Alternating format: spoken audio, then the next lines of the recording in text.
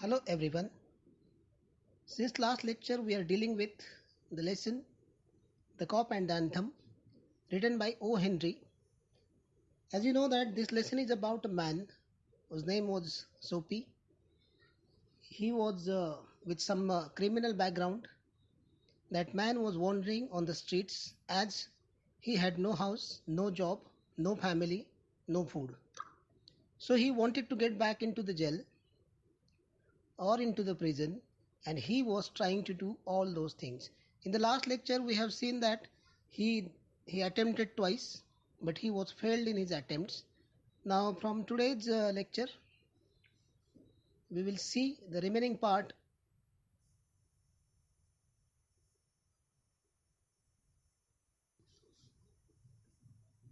On the opposite side of the street was a restaurant of no great pretensions. It was a simple type of restaurant.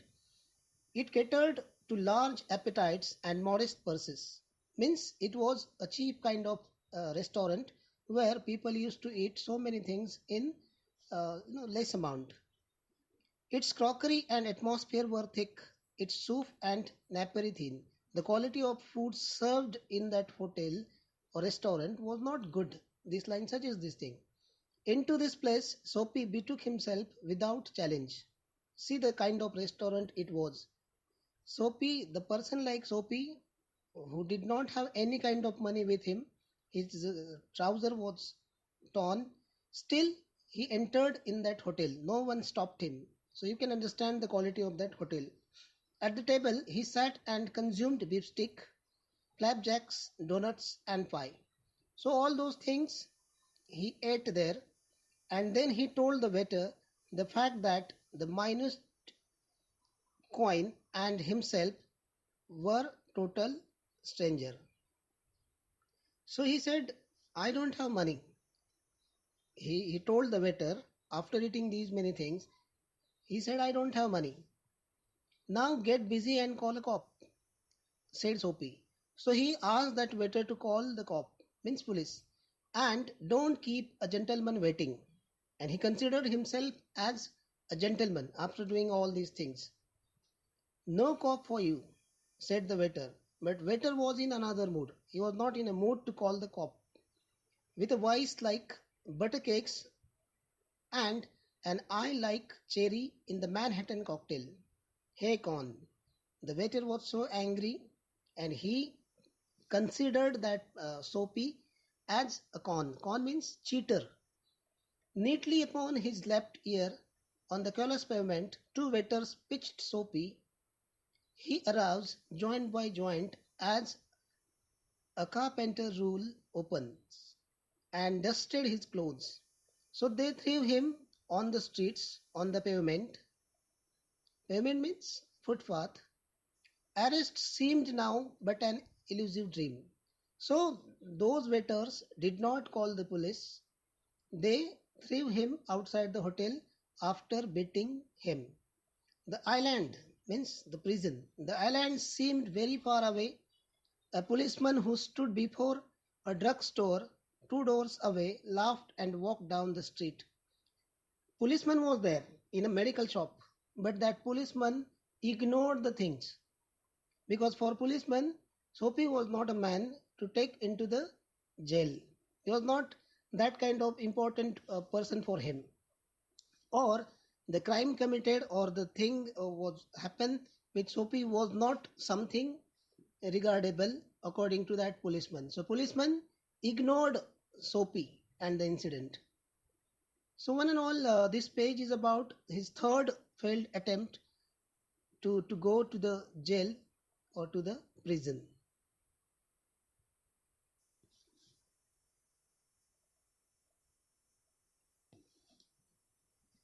Soapy was seized with a sudden fear that some dreadful enchantment had rendered him immune to arrest.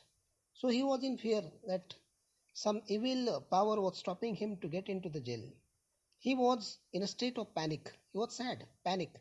And when he came upon another policeman laughing grandly in front of a glittering theatre, when he saw another policeman was relaxing over there, he caught at the immediate straw of disorderly conduct. and Soapy started uh, behaving disorderly in front of the policeman so that the policeman could arrest him.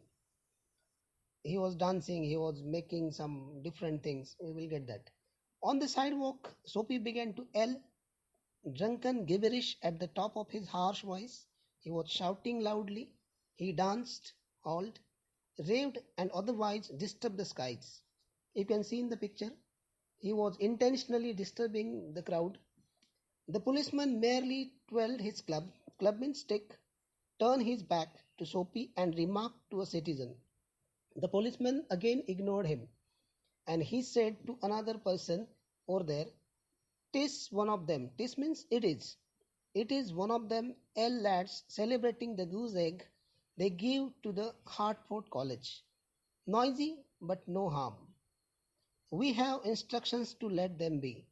So the policeman supposed that Soapy was a student, and he said, "These students are noisy, but they do not cause any harm, and they have instructions to ignore them." Disconsolate, Soapy stopped at his unwilling racket. Would never a policeman lay hands on him? He was so worried. In his fancy, the island seemed an unattainable Arcadia. Arcadia, heaven. He buttoned his thin coat against the chilling wind. He was so afraid of that cold atmosphere. He wanted to get back into the jail because there was no home for him.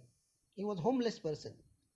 In a cigar store, another incident. In a cigar store, he saw a well dressed man lighting a cigar at the swinging light. He had set his silk umbrella by the door on entering, as you can see in the picture.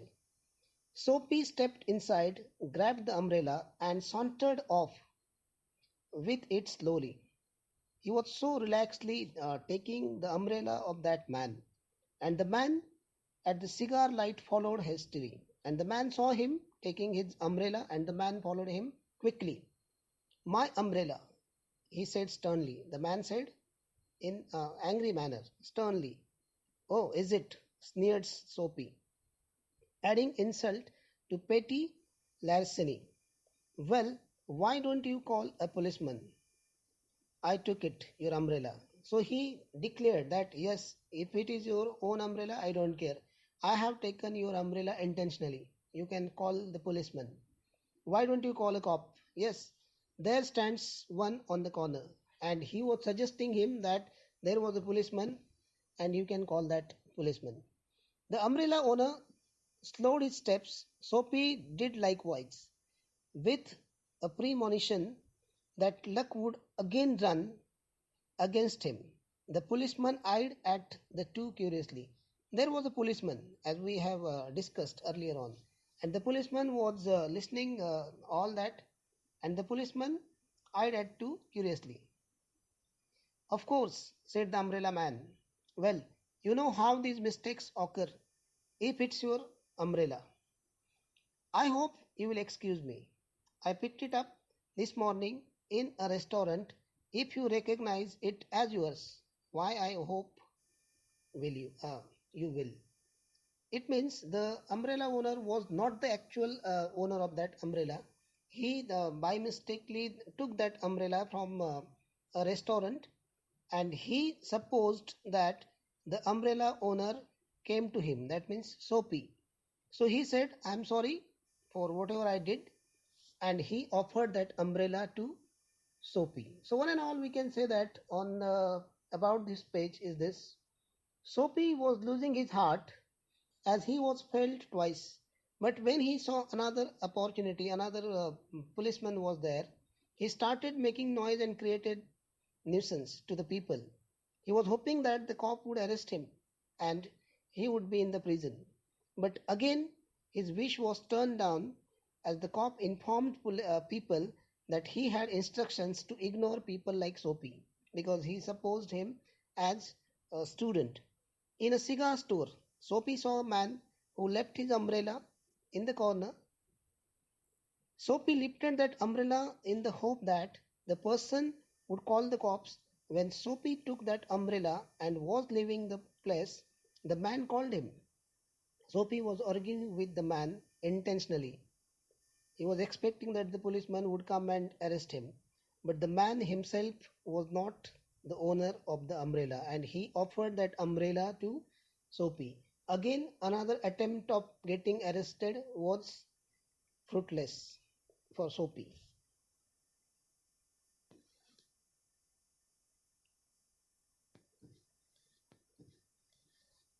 Of course, it's mine, said Soapy savagely.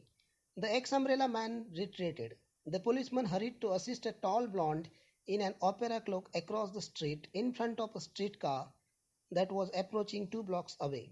So the policeman he ignored the matter between these two people and he went there to help a lady. Soapy walked eastward through a street damaged by improvements.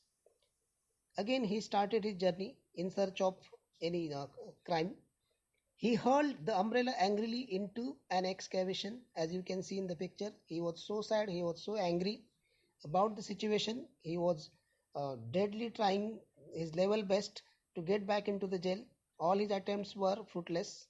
He muttered against the men who wear helmets and carry clubs, that means cops, policemen, because he wanted to fall into their clutches. He wanted to get arrested, but they seemed to regard him as a king. But they were treating him like a king who could do nothing wrong. So, one and all, we can say that this page gives us the idea about Soapy's another unsuccessful attempt to get back into the prison. He was angry with the policemen who were not helping him to fulfill his strange desire to get back into the jail. They treated him with so much of politeness and respect every time as if he was a king. Now, up to here, we will stop here. A remaining part of the lesson we will see in the next lecture.